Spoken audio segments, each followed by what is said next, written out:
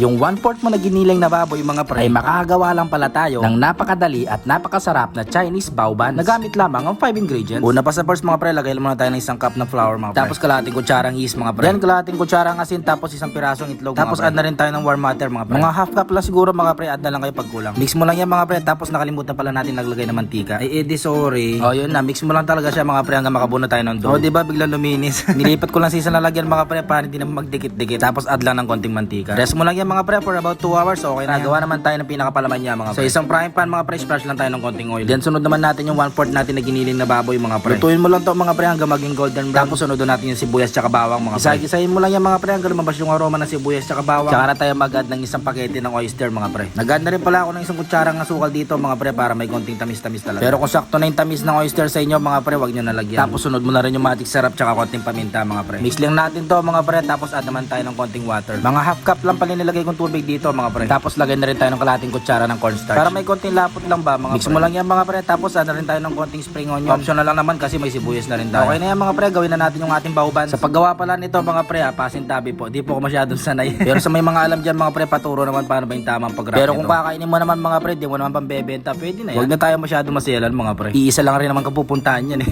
Oh yun, di ba? Perfect siya. Nakatatlong try mo na bago ma-perfect eh no. Okay na yan. After nyo magawa lahat mga pre, steam naman natin for about 5 to 7 minutes siguro mga pre. Okay na yan. Tingnan mo naman yung itsura. Yung parang siopa walang sa kanto eh no. Tapos yung nagtitinda, matandang kalbo na may towel sa balikat. Oy, joke lang po ah. Baka seryosohin nyo.